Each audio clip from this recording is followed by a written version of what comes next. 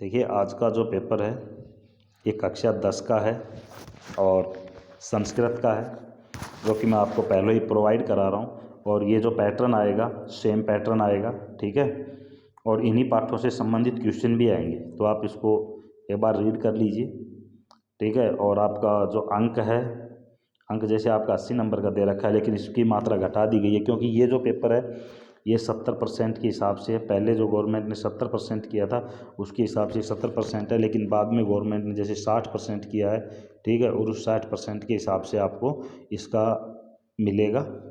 तो आप कोई चलते हैं पेपर में और देखते हैं भाई, ठीक है। और देखिए, अब चलते हैं पहले क्वेश्चन की तरफ, ठीक है। और जैसे ये जो आपका पेपर है, क्वेश्चन पे जाने से पहले बता देता हूँ कि ये जो पेपर है आपका माध्यमिक शिक्षा बोर्ड राजस्थान अजमेर का है भाई, ठीक है। और संस्कृत विषय का है, 10वीं का है। फिर से बता रहा हूँ, देख लेना। देखिए, पहला जो क्वेश्चन है दूसरे पार्ट से दिया गया है, ठीक है। तीसरा, पहला क्वेश्चन दूसरे पार्ट से दिया गया है, तीसरा भी, ठीक है। दूसरा, तीसरा, इसके बाद ये चौथा है, ठीक है। इसके बाद ये 5वां क्वेश्चन है, इसके बाद 6वां क्वेश्चन है, इसके बाद ये 7वां क्वेश्चन है, इसके बाद ये 8वां क्वेश्चन है, इसके बाद ये 9वां क्वेश्चन है, इसके बाद ये 10वां क्वेश्चन है, ठीक है। इसके बाद ये 11वां क्वेश्चन है, इसके बाद ये 12वां क्वेश्चन है। ये सभी एक एक नंबर के हैं भाई, ठीक है। इसके बाद कुछ आपके रिक्त स्थान दे रखे हैं, देखना। इन रिक्त स्थानों में अलग अलग आपको भरना है कि इसमें पहले में विभक्ति भरनी है भैया आपको, दूसरे में भी विभक्ति भरनी है, ठीक है। इसके बाद जो ख ऑप्शन है, इसमें आपको समुचित प्रयोग करना है। अस्मद और युष्मद जो शब्द हैं उनका प्रयोग करना है। और इसके बाद इनमें भी ये विभक्ति हैं भाई, ठीक है। कि अस्मद का कौन सी विभक्ति का कौन सा रूप आएगा, जो ये अस्मद है अहम का है। और इसके बाद आपको वाक्य निर्माण में पूरा करना है कि आपको प्रत्यय दिया है और धातु दिया है, ठीक है।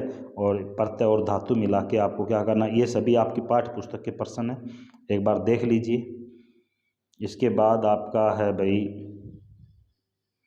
ये देखिए आपका पैराग्राफ दिया गया है, ठीक है। ये अपठित है भाई, कैसा है, अपठित है। और अपठित गद्यांश में से आपको कुछ क्वेश्चन है जो आप इन्हीं को पढ़कर आपको इनको क्या देने हैं, आंसर देने हैं। इसके बाद है, ये देखिए इसके क्वेश्चन है, इन सभी के आपको क्या करने हैं, आंसर देने हैं। इसके बाद है संस्कृत माध्यम में लिखना है भाई, अधोलिखित प्रश्नों के उत्तर आपको संस्कृत माध्यम में लिखना है। और ये सभी आपकी पाठ्य पुस्तक के क्वेश्चन है, ठीक है। और देख लीजिए, पहला, दूसरा है, ये सभी एक एक नंबर के हैं भाई। इसके बाद आपका लघुत्तरात्मक जो प्रश्न है सभी एक एक नंबर के हैं, मतलब संधि करके इनका नाम लिखना है, ठीक है। दूसरे में आपको संधि का नाम लिखना है और संधि करके इसका नाम लिखना है। तीसरे में आपको समास पूछा है भाई, समास का नाम लिखना है, ठीक है। इसके बाद है कि इनका समास करके समास का नाम लिखना है, समास करके समास का नाम लिखना है। और दो, कि इसमें आपको दो दे रखे हैं, जैसे क है, ख है, दोनों में आपको समास के नाम लिखने हैं। विग्रह पद है, ठीक है, जिसमें च का लोप होता है, सभी को पता है, आपको बताया था। और इसके बाद आपको उपसर्ग लिखना है, बहुत ही इजी क्वेश्चन दिया है भाई, ठीक है। इसके बाद आपको मंजूषात पद भरने हैं, जैसे अपी है, सदा, ये सभी अवयव शब्द हैं भाई, ठीक है। इसके बाद आपका अधोलिखित संख्या है जिनको संस्कृत में लिखना है। एक संख्या से जरूर आप क्वेश्चन आएगा, संख्या जरूर पढ़ के आएगा। इसके बाद प्रश्न निर्माण के क्वेश्चन है, देख लीजिए आप इन प्रश्न निर्माण के जो क्वेश्चन है आप इनको देख लीजिए आपकी किताब से ही।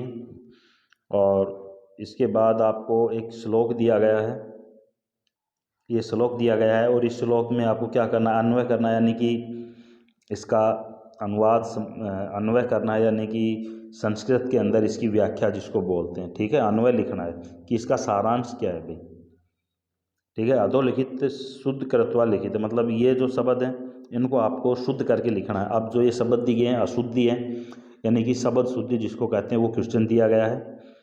इसके बाद आपको स्वयं पाठ्य पुस्तक से आपको 2 श्लोक लिखने हैं। अपनी पाठ्य पुस्तक से दो श्लोक लिखने हैं, और भाई एक एक नंबर के होंगे दोनों, ठीक है। इसके बाद आपका दूसरा 15वां जो क्वेश्चन है वो भी 2 नंबर का है। इसमें विचित्र साक्षी कथा का हिंदी सार लिखवाया गया है। तो हो सकता है विचित्र साक्षी की जगह कोई दूसरा पाठ आ जाए, उसका हिंदी सार पूछ सकता है, ठीक है। जैसे बुद्धि बलवती है, उसका हिंदी सार आपसे पूछ सकता है। इसके बाद आपके पाठ्य पुस्तक का पद्यांश दिया गया है, इसके आपको लेखन करना है, भावार्थ लिखना है भाई, ठीक है। 2 दिए गए हैं।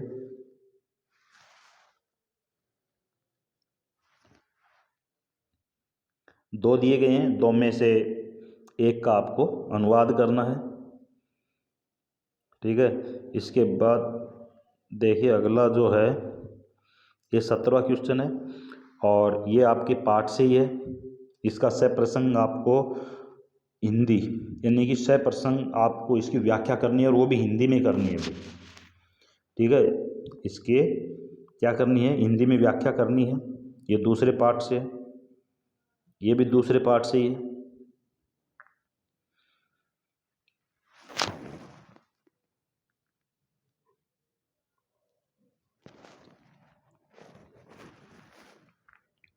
इसके बाद जो 18वां क्वेश्चन है, ये आपके श्लोक दिए गए हैं, इसमें भी आपको किसी एक का क्या करना है, सप्रसंग व्याख्या करनी है, और वो भी हिंदी भाषा में करनी है भाई, ठीक है। इसके बाद एक नाट्यांश दिया गया है, जिसका आपको हिंदी अनुवाद लिखना है भाई, भाषा में सप्रसंग व्याख्या करनी है।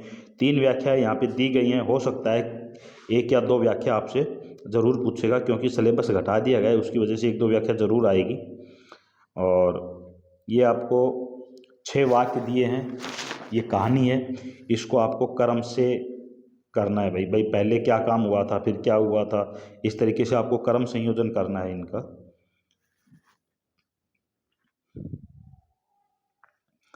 इसके बाद आपको 5 शब्द दिए गए हैं, 5 में से 3 शब्दों के वाक्य निर्माण करना है, यानी कि इन शब्दों से आप क्या कर सकते हो, 3 वाक्य बना सकते हो। इसके बाद देखिए आपसे राजकीय आदर्श उच्च माध्यमिक विद्यालय कंचनपुर, ठीक है, 10वीं कक्षा में राकेश नाम दिया गया है। हो सकता है आपको भी नाम दिया जाए, और ये 5 दिन की छुट्टी के लिए भी, ठीक है। सॉरी 1 मिनट भाई, ये शुल्क मुक्ति के लिए दिया गया है, ठीक है। तो आपका जो एप्लीकेशन जो आने वाला है, 2 में से आने वाला है, या तो शुल्क मुक्ति का आएगा या फिर आपको छुट्टी के लिए आएगा, दोनों आप एक बार देख लीजिए, ठीक है। इसमें दूसरा दे रखा है, देख लीजिए, स्वकीय राजेंद्र स्वयं विद्यालय वार्षिक उत्सव के ऊपर एक लिखवाया गया है। तो आपसे 3 पूछे गए हैं, तीनों में से कोई एक आपसे पूछा जाएगा, तो आप इसको अच्छे से देख लीजिए, ठीक है। पत्र लिखवाया गया है, ठीक है। पत्र वैसे आएगा नहीं, प्रार्थना पत्र ही आने की संभावना है, जहाँ तक संभावना है प्रार्थना पत्र आने की संभावना है, ठीक है। और इसके बाद ये देखिए, इसमें आपको जो पत्र दे रखा है, इसमें आपको रिक्त स्थान दे रखे हैं, ऊपर इसके कुछ शब्द भी दे रखे हैं। तो इसमें आपको ये सहायता लेके इन शब्दों को क्या करना है, पूरा भरना है भाई, और इसको क्वेश्चन को करना है। इसके बाद आपको गुरु शिष्य का एक संवाद दिया गया है, वो देखना है। ये जो संवाद दिया गया है, इसके जो शब्द है, इसमें कौन कौन से शब्द भरे जाएंगे, वो आपको इसमें क्या करना है, भरना है। इसके बाद जो 6ठा क्वेश्चन है, इसमें आपको देखिए कि कुछ लाइनें दी गई हैं, 6 लाइनें हैं, 6 में से आपको 4 जो लाइनें हैं इनका क्या करना है, संस्कृत अनुवाद करना है भाई, ठीक है। और बस भाई लास्ट जो क्या है, ये 6 लाइनें दी गई हैं, 6 लाइनों में से क्या करना है, 4 का संस्कृत अनुवाद करना है। आप इसको एक बार देख लीजिए अच्छे से। और ये आपका संस्कृत का पेपर था।